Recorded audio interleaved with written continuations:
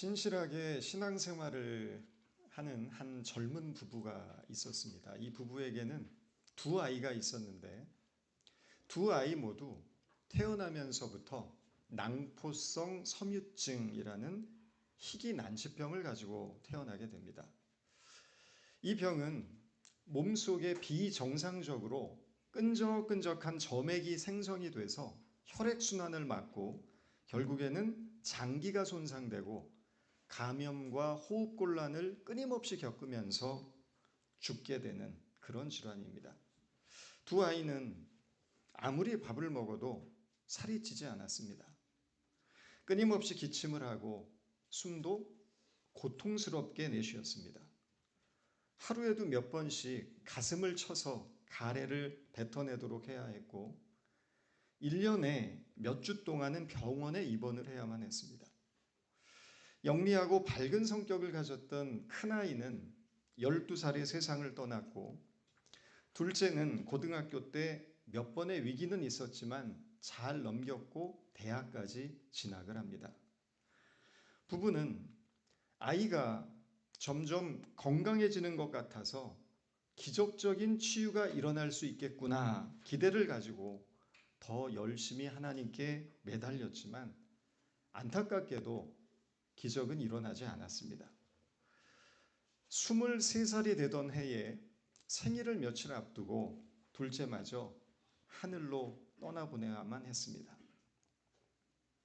아이의 장례를 치르고 난 어느 날 유품을 정리하던 부부는 아이가 죽기 얼마 전에 썼던 일기를 발견하게 됩니다. 그리고 그 일기 속에는 이런 글이 남아 있었습니다. 너무 힘들 때는 고통이 하나님의 선물이라는 말이 전혀 도움이 되지 않는다. 그러나 오늘 하나님이 나를 위로하신다고 느꼈다. 신방우신 목사님은 여느 때처럼 상투적인 말씀을 하셨다. 인내는 어려운 일을 참아내는 능력일 뿐 아니라 역경을 영광으로 바꾸는 능력입니다. 거창한 말씀을 하시고는 뒤로 돌아 한없이 흐느껴 오셨다.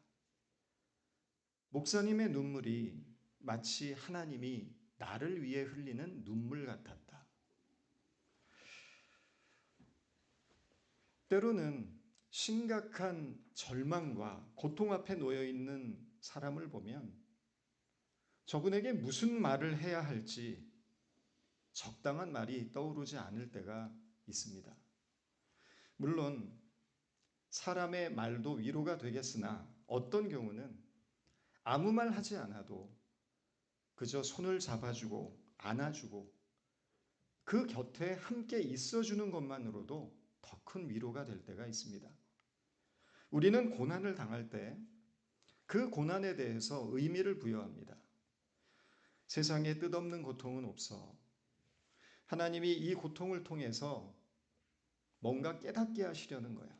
이 고통을 통해 우리는 훈련받고 있고 이 고통이 지나가면 하나님의 선하신 뜻이 이루어질 거야.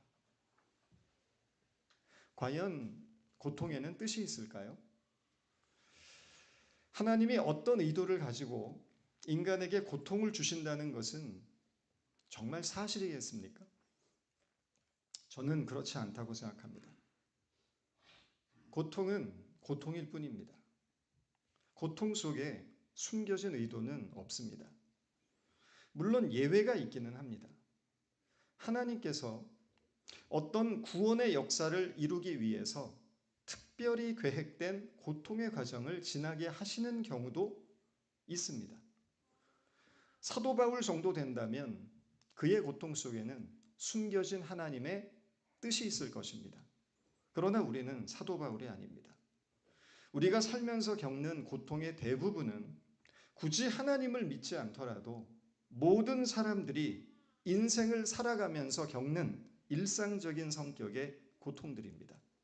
하나님을 믿는다고 해서 남들이 겪지 않아도 될 고통을 겪는다거나 우리가 경험하는 모든 고통 속에 어떤 숨겨진 의도가 있는 것으로 생각하면 곤란합니다. 기독교 신앙에서 고통의 의미를 부여하는 것은 고통 자체가 선하거나 아름답기 때문이 아닙니다. 아픔은 여전히 아픔이고 상실은 상실일 뿐입니다. 고통은 낭만적일 수 없습니다. 고통은 하나님의 선물이다라고 말하기도 하지만 물론 이 말을 들으면 굉장히 깊은 신앙의 고백처럼 들릴 수는 있습니다. 그런데 막상 고통의 한복판에서 처절하게 몸부림치는 사람에게 고통은 하나님의 선물이라고 하는 것은 그보다 더 잔인한 말이 없을 겁니다. 고통에 담긴 신앙의 의미는 한 가지입니다. 하나님이 그 고통 속에서도 우리를 버리지 않으시고 내가 겪는 그 고통을 나와 함께 아파하시며 고통당하고 있는 나의 곁에서 나와 함께 해주신다는 사실입니다. 우리는 고통의 문제를 다 이해할 수는 없습니다. 하지만 믿어야 할 것은 하나님의 변함없는 사랑과 신실함입니다. 이해할 수 없는 고통의 순간에도 여전히 하나님은 나를 사랑하시고 나와 함께 하신다는 사실을 붙들고 신뢰하는 것입니다. 인생에는 풀리지 않는 문제들이 너무도 많습니다. 이해할 수 없는 일들 투성입니다. 어떤 일들은 해석이 가능하지만 어떤 일들은 도저히 해석되지 않습니다. 아무런 죄 없는 어린아이가 희귀 난치병을 가지고 태어나서 죽는 순간까지 끝없는 고통을 받아야 하는 아픔에 대해서 우리가 어떤 의미를 부여할 수 있겠습니까? 하루에도 수없이 많은 사람들이 먹을 것이 없어서 죽어가고 전쟁의 폭력 속에 죽어가는 이 현실을 어떻게 해석이 가능하다고 말할 수 있습니까? 욥도 이 문제를 가지고 심각한 고민을 했습니다. 욥은 동방의 의인입니다. 욥기 1장 1절에 보면 욥은 흠이 없고 정직했고 하나님을 경외하며 악을 멀리하는 사람이었다고 말합니다. 그런 욥에게 불같은 재앙이 닥칩니다. 7,000마리의 양, 3,000마리의 낙타, 5,000마리의 소, 500마리의 낙이 7명의 아들과 3명의 딸들이 하루아침에 죽습니다. 욥의 몸도 머리끝에서 발끝까지 정상이 아니었습니다. 발바닥부터 정수리까지 악성 종기가 나서 날카로운 질그릇 조각을 가져다가 온몸을 긁지 않으면 견딜 수 없는 지경이 되었습니다. 하룻밤 사이에 동방에서 가장 복받은 자가 가장 저주받은 자로 전락한 겁니다. 욥의 친구들은 하나님이 아무런 이유 없이 벌을 주시는 분이 아니다. 틀림없이 너는 은밀한 죄를 저질렀던 것이 분명하다라고 말합니다.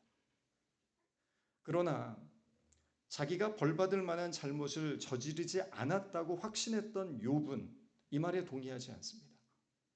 욥과 친구들은 바로 이 문제를 놓고 팽팽한 줄다리기를 합니다. 친구들은 너의 고난에는 이유가 있다고 말하고 욥은 자신의 정당성을 주장합니다. 그러나 시간이 지날수록 더 극심한 고통을 겪게 되면서 욥은 서서히 원망하고 불평하며 분노하기 시작했습니다. 처음에는 주신 이도 하나님이시고 거두신 이도 하나님이시오니 하나님의 이름이 찬송을 받을지어다 라고 고백했던 욥이었는데 이제는 자기가 태어난 생일을 저주하고 자신을 낳아준 엄마를 원망하고 하나님을 욕하는 지경에 이르게 됩니다. 욥은 자신의 마음속에 담아두었던 질문들을 꺼내서 하나님 앞에 토해내기 시작합니다. 하나님, 도대체 이 고난의 정체는 무엇입니까? 당신은 정말 공평하신 분이 맞습니까? 당신은 지금 어디에 숨어 계십니까? 왜 아무 말도 하지 않으시고 아무 능력도 행하지 않으시는 겁니까? 죽을 것 같이 고통당하는 내가 하나님은 안중에도 없는 것입니까? 그러나 이 고난의 부당함에 항변하는 욥에게 하나님은 아무런 대답도 하지 않으십니다. 그리고 역으로 질문하십니다. 내가 땅에 기초를 넣을 때 너는 어디 있었느냐? 내가 매일 해를 어떻게 뜨게 하는지 너는 알고 있느냐? 너는 바다의 근원에 들어가 보았느냐? 내가 하마를 어떻게 만들었는지 아느냐? 너는 낚싯줄로 악어를 낚을 수 있느냐? 욥은 하나님의 이 질문에 아무런 대답도 하지 못합니다. 그런 욥에게 하나님이 말씀하십니다. 입 다물고 가만히 있어라. 내가 어떻게 이 세상을 움직여 나가는지 판단하지 말아라. 하나님은 자신에게 일어난 고난의 부당함을 따지고 들면서 끊임없이 왜? 라고 질문하는 욥에게 아무 대답도 하지 않으시다가 창조 세계의 근원에 대한 질문을 역으로 던지시면서 욥의 입을 완전히 다물게 하셨던 겁니다. 욥 스스로가 얼마나 스스로 무능하고 무지한 존재인지를 깨닫게 하신 것입니다. 최근에 그랜드 캐니언에 다녀오신 어떤 분이 이런 고백을 하십니다. 사진으로 봤을 때는 그저 아름다운 관광지로 생각했는데 막상 그 거대한 협곡 앞에 가보니까 말문이 막히더라는 것입니다. 끝없이 펼쳐진 절벽과 수천만 년의 세월이 새겨진 그 지층을 보면서 인간이 얼마나 작은 존재인지를 절감했다는 겁니다. 욥도 그랬습니다. 하나님께서 창조 세계의 그 근원의 신비를 보여주시자 더 이상 따질 수도 없고 설명을 요구할 수도 없게 되었던 겁니다. 자신의 질문이 모두 해결되었기 때문이 아닙니다. 다만 하나님이 어떤 분이신지 새롭게 자각하고 인식하게 된 것입니다. 천지를 창조하시고 우주의 질서와 별들을 운행하시며 바다의 경계를 정하시고 인간의 이해를 뛰어넘는 지혜와 능력으로 세상을 다스리시는 창조주 하나님이심을 깨닫게 된 겁니다. 우리는 인생을 살면서 도무지 이해가 되지 않는 일들을 만날 때 왜? 라는 질문을 던지지만 하나님은 대답하지 않으십니다. 대답을 하셔도 우리는 이해할 수 없기 때문입니다. 모든 해석은 하나님께 맡겨야 합니다. 왜 이런 문제를 겪게 하시는지, 왜 이런 시련을 겪게 하시는지, 왜 이런 어려운 과정을 통과하게 하시는지, 왜 이런 상실과 실패를 경험해야 하는지 알고 싶지만 알려고 하지 마십시오. 알려고 해도 알 수 없고 그 이유를 안다고 해도 이해할 수 없기 때문입니다. 그것이 인간이 가진 한계입니다. 해석은 하나님께 맡겨야 합니다. 그것이 신앙입니다. 신앙은 내가 해석하는 것이 아니고 해석을 하나님께 맡기는 일입니다. 억울하지만 아프고 고통스럽지만 해석은 하나님께 맡기고 우리는 단지 하나님은 여전히 나를 사랑하시고 나와 함께 하신다는 사실에 대한 신뢰만 있으면 됩니다. 욥기의 주제는 고난 속에 뜻이 있다는 것이 아닙니다. 믿음을 가지면 고난이 변해서 축복이 된다는 것도 아닙니다. 하나님은 공평하시다는 것을 전하고자 하는 것도 아닙니다. 욥기는 인생이 불공평함에도 불구하고 하나님의 사랑은 변함없다. 하나님의 사랑을 신뢰하라 라는 것입니다. 우리가 믿는 중요한 사실 하나가 있습니다. 하나님을 사랑하는 자, 곧 그 뜻대로 부르심을 입은 자들에게는 모든 것이 협력하여 선을 이루게 할 것이라는 사실입니다. 지금 나에게 좋은 일이 나중에도 좋은 일이 될 것이라고 확신하십니까? 그건 아무도 모릅니다. 지금 나에게 나쁜 일이 끝까지 나쁜 일로만 남게 되는 것일까요? 누구도 알 수 없습니다. 그러므로 지금 좋다고 자랑할 것도 없고 지금 나쁘다고 실망할 것도 없습니다. 모든 것은 시간이 지나봐야 아는 것입니다. 그래야 모든 것이 밝혀지게 될 것입니다. 본문 42장 5절 6절은 이 모든 고난의 과정을 거쳤던 욥의 결론적인 신앙 고백입니다. 주님이 어떤 분이시라는 것을 지금까지는 제가 귀로만 들었습니다. 그러나 이제는 제가 제 눈으로 주님을 뵙습니다. 그러므로 저는 제 주장을 거두어 드리고 티끌과 잿더미 위에 앉아서 회개합니다. 욥의 이 고백은 모든 질문에 대한 답을 얻었기 때문에 내린 결론이 아닙니다. 하나님은 욥의 질문에 대해서 어떤 대답도 하신 적이 없습니다. 왜 사랑하는 자녀들을 10명이나 데려가셨는지, 왜 이토록 참담한 고통을 겪게 하셨는지 아무 말씀도 하지 않으셨습니다.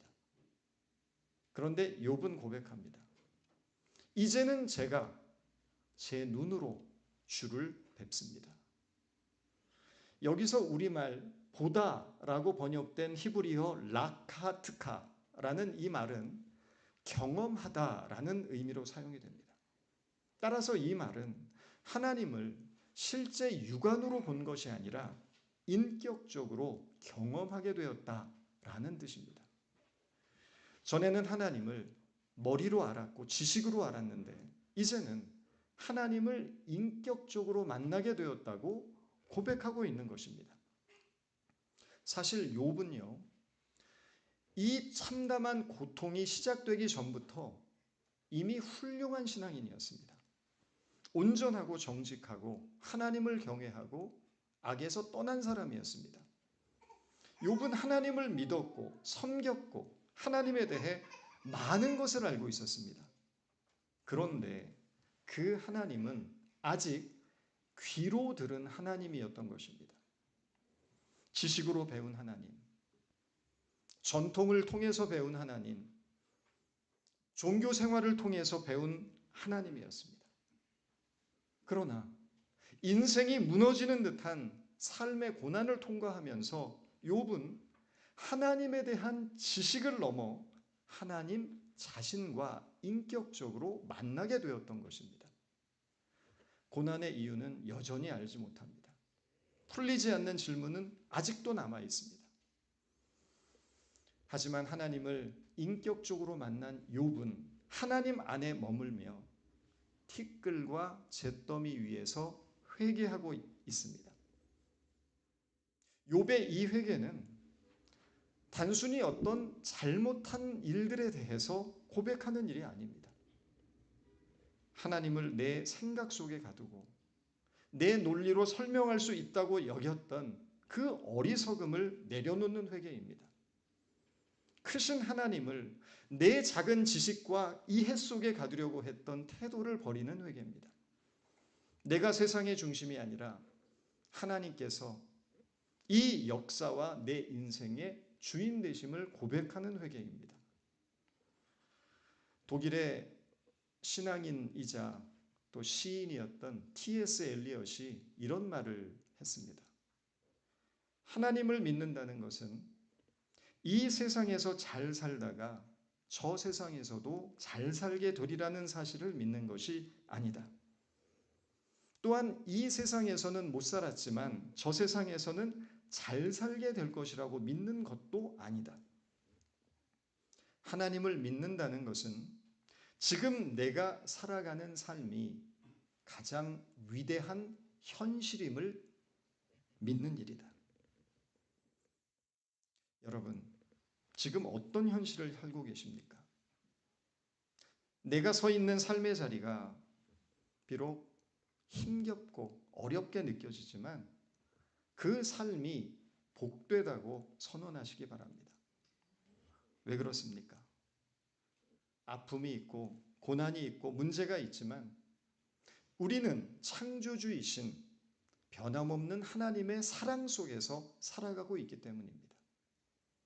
믿음의 눈으로 보면 어떤 조건 속에서도 나를 사랑하고 계시는 크신 하나님의 은혜를 깨닫게 됩니다. 이 믿음을 가지고 살아가는 성도에게 인생은 충만한 의미로 가득 차 있는 축복된 여정이 된다는 것을 깨닫는 우리 모두가 되기 바랍니다. 기도하겠습니다. 우리가 다 이해할 수 없는 고통 앞에서도 하나님의 사랑을 의심하지 않도록 우리를 붙잡아 주옵소서. 우리의 작은 지식과 생각을 가지고 하나님을 판단하려고 하는 우리의 교만을 내려놓게 하시고 모든 해석을 주님께 맡기며 겸손한 마음으로 주님을 신뢰하게 하여 주옵소서. 예수님의 이름으로 기도드렸습니다.